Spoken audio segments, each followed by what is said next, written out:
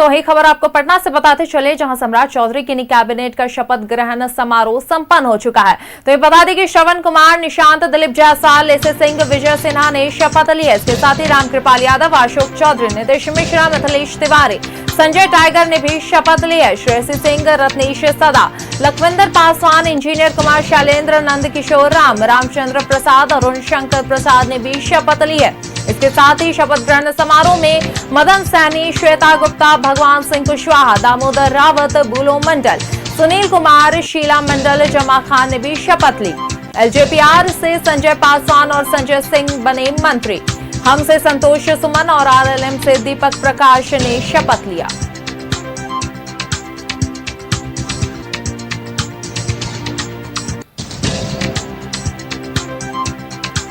मैं आपको लगातार खबर बता दें पटना से, जहां सम्राट चौधरी की नई कैबिनेट का शपथ ग्रहण समारोह संपन्न हो चुका है।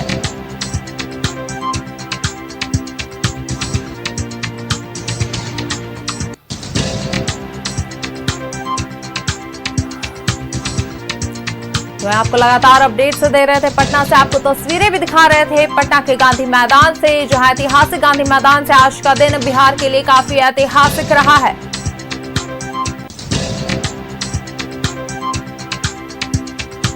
मैं आपको बता दें कि इस शपथ ग्रहण समारोह में बीजेपी से 14, जेडीयू से 13, एलजेपीआर से 2, हम से 1 और आरएलएम से 1 विधायक ने शपथ ली है। इसके साथ ही तमाम मंत्रियों ने शपथ ली है।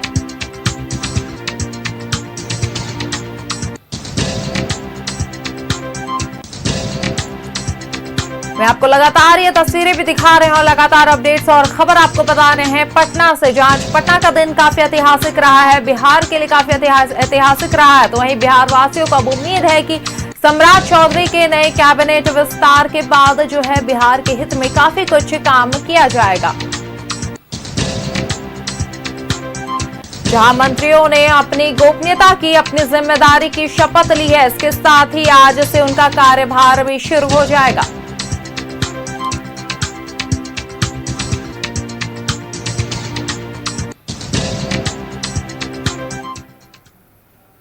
और अब सीधा रुख करते हैं पटना का, जहां से हमारे स्टेट है नीलकमल हमारे साथ जुड़ गए हैं। जी नीलकमल, आज काफी ऐतिहासिक दिन रहा है बिहार के लिए, जहां जो सम्राट कैबिनेट का विस्तार हुआ और तमाम जो दिग्गज हैं उन्होंने शपथ ग्रहण किया है। तो क्या कुछ फिलहाल तस्वीरें हैं? बिल्कुल, देखिए शपथ ग्रहण समारोह था, भव्य शपथ ग्रहण समारोह था। चूंकि आप देखिए जिस समय यहाँ पर नेतृत्व परिवर्तन हुआ था, जिस समय मुख्यमंत्री सम्राट चौधरी ने मुख्यमंत्री के तौर पर शपथ ली थी, तो उस समय बहुत सादगी भरा एक कार्यक्रम हुआ था राजभवन में।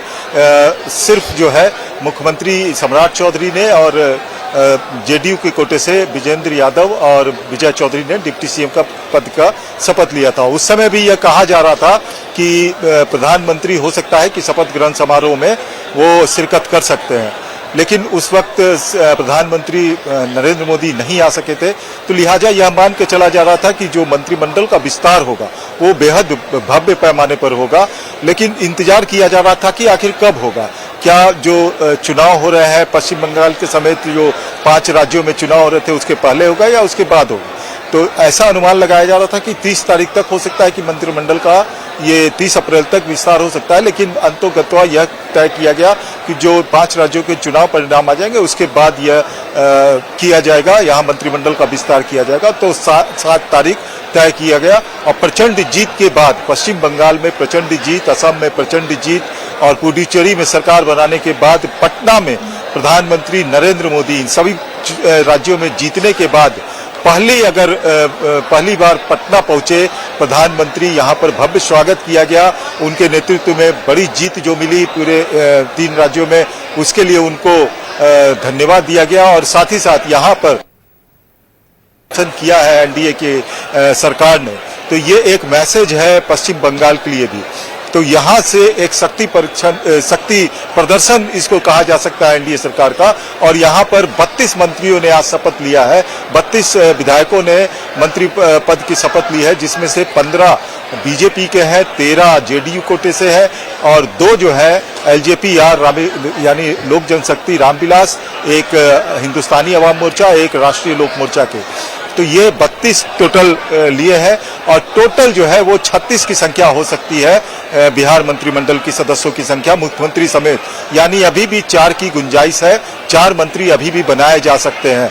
तो अभी आगे 4 में किसका नाम आता है यह भी देखना जरूरी होगा। लेकिन यहाँ पर एक बातें चल रही थी, आपको बता दें कि ये जो पूरा बना हुआ था, मंच बना हुआ था, मंच के सामने जितने नेता बैठे हुए थे, बाकी जो लोग बैठे हुए थे, मंगल पांडे के मंत्रिमंडल में सदस्य नहीं होने पर उन्हें बहुत ज्यादा आश्चर्य हो रहा था, क्योंकि पश्चिम बंगाल में प्रचंड जीत मिली है। पश्चिम बंगाल के प्रभारी थे मंगल पांडे, जो बिहार में स्वास्थ्य मंत्री हुआ करते थे, और वो प्रचंड जीत मिली है, तो उनका दावा तो बनता था यहाँ, लेकिन मंत्रिमंडल में उनको स्थान नहीं मिला। तो लगा कि उनको क्या हुआ कि मंगल पांडे नहीं आए, लेकिन जो हमें सूत्र बता रहे हैं कि उन्हें बहुत बड़ी मतलब कि जो जीत मिली है पश्चिम बंगाल में, उसका बहुत बड़ा तोहफा मंगल पांडे को मिलने जा रहा है। संगठन में बहुत बड़ा स्थान मंगल पांडे को दिया है और ये जो राष्ट्रीय अध्यक्ष है उनकी टीम में वो शामिल होंगे और बहुत बड़ा पद मिलने जा रहा है। उनका कद काफी ऊंचा हो जाएगा। इसके बाद वो नेशनल एस्पेक्ट में आप देखिएगा कि आने वाले समय में मंगल पांडे आपको दिखाई देंगे। तो बीजेपी में अभी जो कार्यकर्ता जिस प्रकार से काम करते हैं उसी प्रकार से आपको यहाँ पर उनको मुकाम हासिल होते हुआ दिखता है। तो अभी जो यहाँ मंत्रिमंडल का जो विस्तार हुआ है, जितने मंत्रियों ने यहाँ पर शपथ ली है, उनमें से कोई ऐसा नहीं है जिसके ऊपर कोई दाग लगा हो। अब जो नए चेहरे भी आए हैं उन्हें भी उसी प्रकार से काम करना पड़ेगा, क्योंकि बीजेपी के पहली बार यहाँ पर मुख्यमंत्री बना है और बीजेपी के हाथों में सत्ता आई है। तो ऐसे में उन्हें एक नीतीश कुमार ने जो लकीर खींची थी, जो विकास का पैमाना यहाँ पर और जो विकास की रफ्तार बनाई थी, बीजेपी को अगर सिद्ध करना है तो अपने आप को कहीं आगे निकलना पड़ेगा। नीतीश कुमार नहीं बल्कि अपनी लकीर को पड़ेगा। इसी लिहाज से इस मंत्रिमंडल का गठन किया गया है।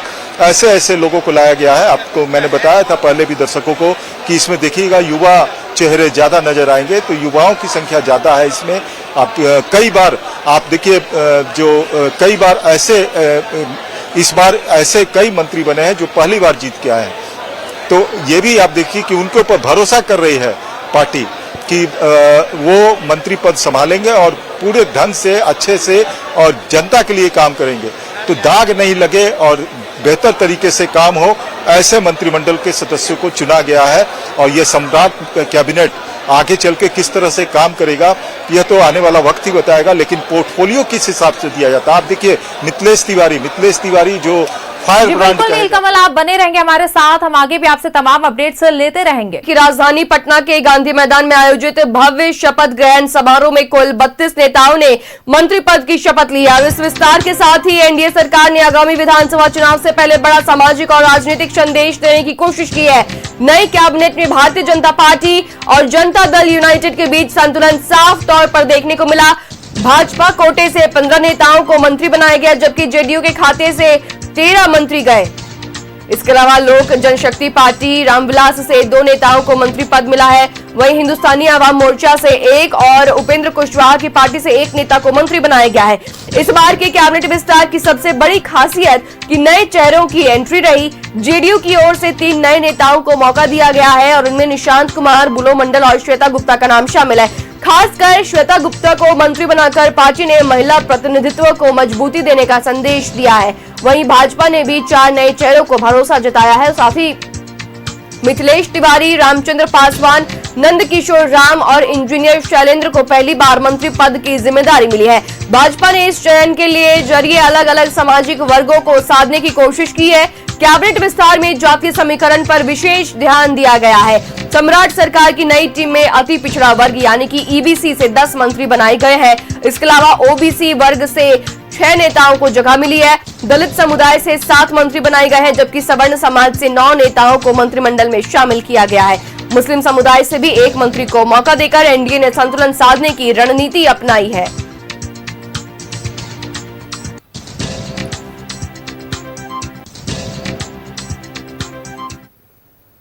और ज्यादा जानकारी के लिए रुख करेंगे नीलकमल जी का स्टेट हेड है हमारे साथ सीधे पटना से जुड़ रहे हैं। नीलकमल जी, गांधी मैदान में सम्राट मंत्रिमंडल का विस्तार हो चुका है और साथ ही सभी वर्गों को साधने की कोशिश की गई है, एक संतुलन बनाने की कोशिश की गई है, क्या कुछ है पूरी जानकारी नीलकमल जी? बिल्कुल, देखिए हालांकि जो चुनाव हुए थे उस समय जो है वो सारे कहा जाता है कि बिहार में जाति जो है कि वो जाति नहीं है, लेकिन जब चुनाव हो रहे थे, जब मतदान करने की जब बारी आई थी, तब यहाँ के लोगों ने जातिवाद के सारे बंधनों को तोड़ दिया था। यही वजह है कि एनडीए को 202 सीटों के साथ प्रचंड बहुमत मिली थी। लेकिन अब चूंकि जाति को भी साधना पड़ता है, राजनीति ऐसे ही होती है, तो कि हर जो जाति है, जो उस वर्ग से आते हैं, उनको जो है प्रतिनिधित्व दिया जाए। चूंकि ये भी होता है कि उस जाति के उस वर्ग से जो आने वाले व्यक्ति हैं, कम से कम अपने वर्ग के लिए भी बेहतर कुछ कर सके, उनका प्रतिनिधित्व भी जो सरकार में समान रूप से रहे, ये एक संतुलन बनाने की कोशिश की जाती है। तो ये ऐसा नहीं माना जाता है कि जातिवाद ही हो रहा है, लेकिन ये एक समीकरण इसलिए बनाए जाते हैं कि समाज के हर वर्ग को इसमें हिस्सेदारी मिले, सरकार में उनकी हिस्सेदारी रहे। तो इसलिए ये सारा समीकरण जो है, सामाजिक समीकरण, ये इसी तरह से बैठा करके और ये पूरे मंत्रिमंडल का विस्तार किया गया है। तो निश्चित तौर पर आप देखिए कि ये मंत्रिमंडल का जो विस्तार है, आने वाले समय में इस मंत्रिमंडल का क्या महत्व रहता है, कितने कारगर सिद्ध होते हैं सारे मंत्री, ये इनके लिए 6 महीना जो है वो टेस्ट का होगा। 6 महीने बाद अगर परफॉर्मेंस नहीं होगा तो ये हमें बताया जा रहा है कि उनके विभाग भी बदले जा सकते हैं या मंत्री ही बदले जा सकते हैं। तो 6 महीने का उनको टारगेट दिया जा रहा है कि 6 महीने में आप कुछ करके ऐसा दिखाइए कि हमारी सरकार जो है वो और ज्यादा लोगों के बीच में लोकप्रिय हो। तो मंत्रियों को ये टारगेट दिया गया है। अब मंत्रियों के ऊपर यह डिपेंड करता है कि किस तरह से वो काम करते हैं। सामाजिक समीकरण, हमारे साथ अस्मित भी है, हमारे सहयोगी, और अस्मित भी लगातार इस पूरे मंत्रिमंडल विस्तार पर नजर रखे हुए थे। आज के दिन देखा गया कि जैसे ही मुख्यमंत्री नीतीश कुमार पहुंचते हैं, अपने बेटे से मिलते हैं, और जाते जाते जब मिल रहे थे तो प्रधानमंत्री नरेंद्र मोदी के कंधों पे हाथ रख करके उन्होंने ऐसे किया इशारा। जो तो मुख्यमंत्री और जो केंद्रीय गृह मंत्री थे वो मंगल पांडे से मिले। तो इस तरह का इसका क्या अर्थ देख रहे हैं? नहीं, देखिए, बिल्कुल एक मैसेज देने की कोशिश थी। दरअसल आपने नोटिस भी किया होगा कि प्रधानमंत्री नरेंद्र मोदी जब समारोह खत्म हुआ तो उन्होंने नीतीश कुमार को कॉल किया। नीतीश कुमार को बुलाया गया। विजय चौधरी जो बिहार के डिप्टी सीएम है, उन्होंने सबसे पहले नीतीश कुमार को बुलाया प्रधानमंत्री के साथ। प्रधानमंत्री ने हाथ पकड़ा नीतीश कुमार का, और फिर उन्होंने नीतीश कुमार ने कंधे पर ऐसे हाथ रखा प्रधानमंत्री मोदी का। तो एक तरह से एक मैसेज देने का कोशिश था कि बहुत एकजुटता के साथ आने वाले समय में भी एनडीए बहुत अच्छे तरीके से बिहार में काम करेगा, तो में अच्छा काम होगा। निशांत कुमार को भी जिम्मेदारी दी गई। आज तो वो नीतीश सम्राट कैबिनेट में वो मंत्री बन गए। हालांकि उनका बॉडी लैंग्वेज ये बता रहा था कि बहुत अनुभव की कमी है अभी, लेकिन फिर भी उन्होंने मुलाकात की, प्रधानमंत्री से उनकी मुलाकात हुई। खुद नीतीश कुमार से आज यहाँ पहुंचने के पहले उन्होंने आशीर्वाद लिया, पैर छुआ जाकर, उसके बाद यहाँ पहुंचे, सबने यहाँ पर लिया। लेकिन एक स्पष्ट संदेश यहाँ से गया है कि एनडीए आने वाले समय में बिहार के लिए एकजुटता से काम करेगी, वही देखने को ही मिला। निशांत की बात आपने छेड़ी। निशांत जिस समय मुख्यमंत्री सम्राट चौधरी को घोषित किया जाना था, उस वक्त यह भी था कि निशांत कुमार जेडीयू की ओर से इकलौते उप मुख्यमंत्री बनेंगे। लेकिन यह घोषणा होने के ठीक 1 घंटे पहले निशांत कुमार ने कहा था कि वो कोई पद नहीं लेना चाहते। पहले वो 6 महीने पूरे बिहार का भ्रमण करेंगे, कार्यकर्ताओं से मिलेंगे, लोगों से मिलेंगे, उसके बाद ही वो सक्रिय राजनीति में आएंगे। लेकिन कल यह पता चला कि उनके ऊपर बहुत सारे नेताओं ने उनको समझाया, उसके बाद उनके ऊपर प्रेशर भी दिया गया कि नहीं, आप जब तक मंत्री नहीं बनेंगे आपके यात्रा का कोई मतलब नहीं बनेगा। तो मंत्री बनने के बाद आप यात्रा करेंगे तो आपके बात का महत्व भी रहेगा लोगों के बीच में। क्या लगता है कि नहीं सर, बहुत प्रयास किया गया निशांत को मनाने का। यहाँ तक कि कल दोपहर 1 बजे मेरी खुद संजय गांधी जो जेडीयू के एमएलसी हैं, नीतीश के बहुत करीबी माने जाते रहे, उनसे मेरी बात हो रही थी। 1 बजे तक उन्होंने ये कहा कि निशांत अभी तक मानने को तैयार नहीं है, उनको हम लोग लगातार समझा रहे हैं। मैंने उनसे पूछा था कि आप चाहते हैं, उन्होंने कहा कि सिर्फ मैं नहीं, पूरा जेडीयू खेमा ये चाहता है कि निशांत कुमार मंत्री बने, बिहार में सम्राट कैबिनेट का हिस्सा बने, लेकिन वो मान नहीं रहे हैं। लेकिन उसके बाद ही देर शाम आपने भी ये कंफर्म किया था कि निशांत कुमार कैबिनेट में शामिल होंगे, वो मंत्री का शपथ लेंगे। हमने ब्रेक भी किया, तो समझाया बहुत गया, प्रयास किया गया, जेडीयू के सीनियर लीडर्स ने समझाया। और खबर यह है कि ललन सिंह का उसमें बहुत योगदान रहा है। ललन सिंह ने बहुत समझाया निशांत को, तभी वो राजी हुए हैं और आज उन्होंने शपथ भी लिया है कैबिनेट में। अच्छा, आज के जो मंत्रिमंडल का विस्तार हुआ है, इसमें क्या खास नजर आया आपको और ये जरा दर्शकों को बताइए। नहीं सर, देखिए कैबिनेट में खासतौर पे बिहार में जब भी कैबिनेट विस्तार होता रहा है, हमने देखा है कि जातीय समीकरण का बहुत ख्याल रखा है। चाहे एनडीए हो या फिर कोई अन्य दल जब बनते हैं, कि कोई भी घटक दल से मंत्री बनाया जाता है, तो उसमें जातीय समीकरण को बहुत देखा जाता है कि बिहार में कौन से जाति से किसको अगर विधायक को मंत्री बनाया जाए तो उसका वोट जो है फायदा मिलेगा बिहार में आने वाले समय में। तो ये भी देखा गया। और दूसरी ये बात है कि बहुत नए चेहरों को भी मौका मिला है, जैसे दामोदर रावत जो झाझा विधानसभा से नेतृत्व करते हैं, उनको इस बार जिम्मेदारी मिली है। बुलो मंडल, इंजीनियर सैलेंट जो बीरपुर इलाके से विधायक चुनकर आते हैं। तो ऐसे तमाम विधायक, नंदकिशोर राम पहली बार जीत कर आए हैं। हाँ, पहली बार जीत कर आए। उन्हें तो खुद विश्वास नहीं था। सुबह हमारे सहयोगी अभिषेक ने बात किया है उनसे, उन्होंने कहा तो मुझे तो कुछ जानकारी ही नहीं थी, बीजेपी ने ये बताया नहीं रात तक मुझे कि मंत्री बनना है। सुबह सुबह फोन कॉल आया, तब मैं दौड़ा यहाँ पहुंचा हूँ मंत्री बनने के लिए। तो बहुत अचानक। और दर्शकों को एक जानकारी और दे दें, नंदकिशोर राम वो उस वक्त चर्चा में आए थे जिस वक्त कयास लगाए जा रहे थे कि बिहार का अगला मुख्यमंत्री कौन होगा। तो नंदकिशोर राम का नाम जो है वो पहली बार चर्चा में आया था। वो हमें जो मेरे बीजेपी के सूत्र हैं, दिल्ली से जो सूत्र है, उन्होंने मुझे जानकारी दी थी कि नंदकिशोर राम भी मुख्यमंत्री पद के लिए दावेदार हो सकते हैं, क्योंकि उनके नाम की चर्चा दिल्ली में हो रही थी। तभी हमने चूंकि ये पुष्ट खबर नहीं थी इसलिए हमने नहीं, लेकिन हम लोग आपस में चर्चा किए थे और जब पुष्टि नहीं हुई उनसे, हमारी बात भी हुई थी नंदकिशोर राम से, तो उन्होंने हंसते हुए टाल दिया था। हमने पूछा था कि आप पट्टा में हैं, तो बोले कि नहीं, हम अपने क्षेत्र में अभी निकल चुके हैं। जब हमने उनसे ये बातें की थी कि आपका नाम चल रहा है, तो हंसते हुए उन्होंने टाल दिया था कि अरे ये सब गॉसिप्स है। लेकिन वो नाम चल रहा था उनका, और देखिए आज मंत्रिमंडल में शामिल भी हो गए। तो अब देखिए ये एक शक्ति परीक्षण भी कहा जा सकता है यहाँ पर अश्मित, कि शक्ति परीक्षण हुआ है। बंगाल में प्रचंड जीत मिली है, असम में प्रचंड जीत मिली है, पुडुचेरी में फिर से एनडीए की सरकार बनी है, लेकिन प्रधानमंत्री तीनों जीत के बाद पहली बार बिहार की धरती पर पहुंचे।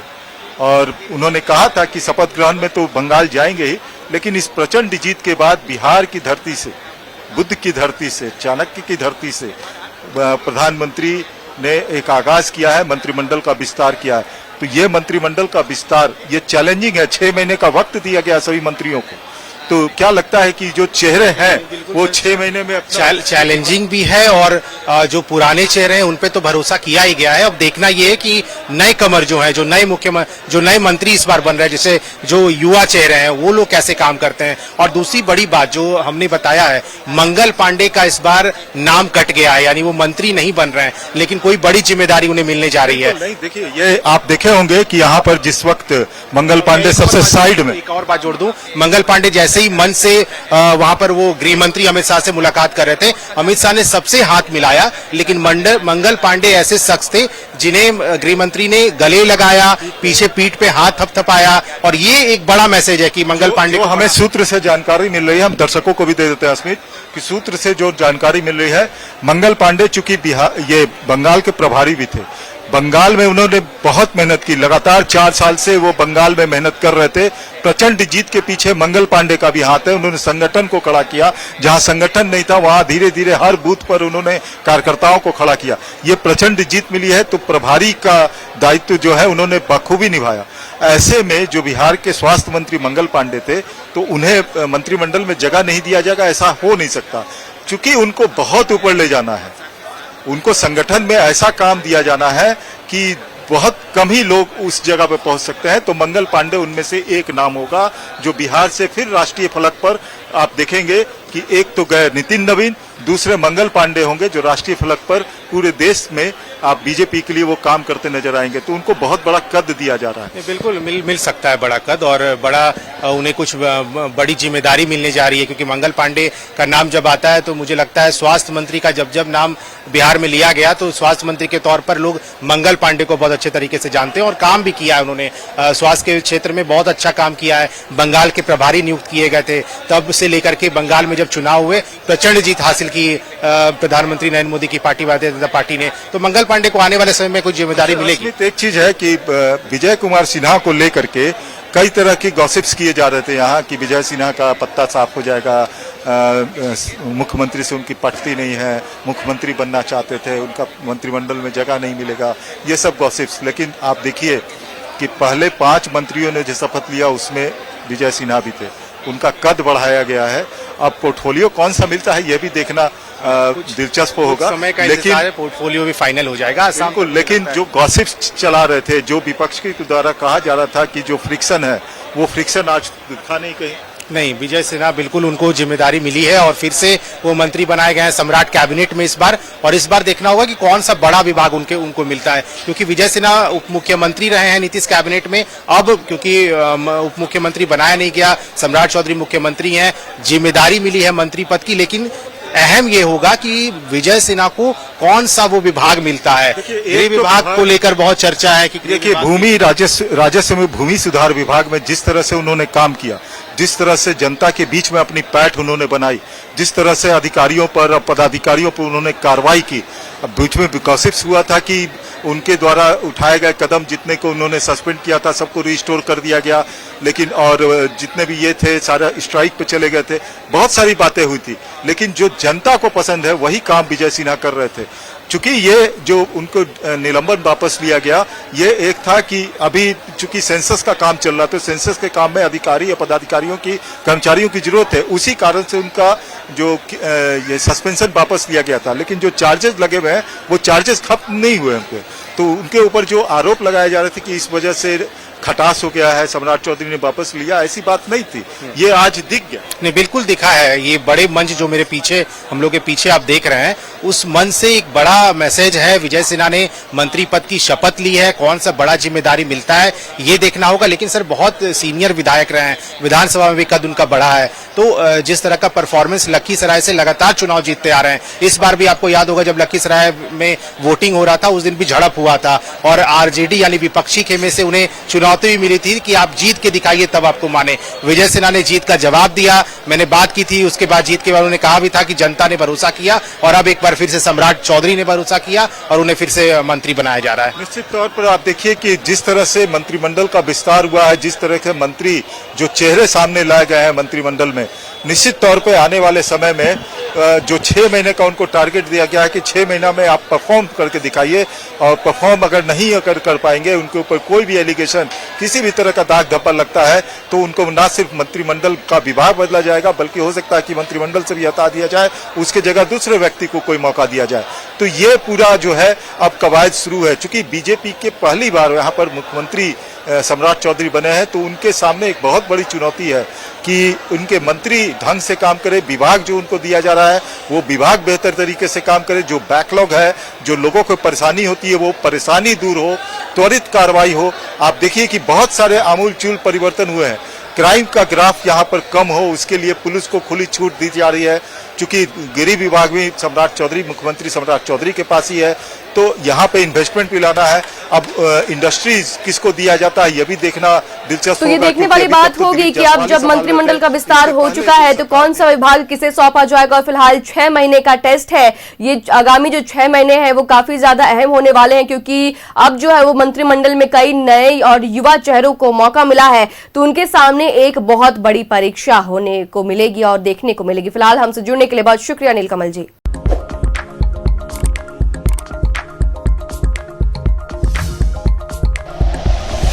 Like and share videos, subscribe करें हमारा चैनल और प्रेस करें बेल आइकॉन।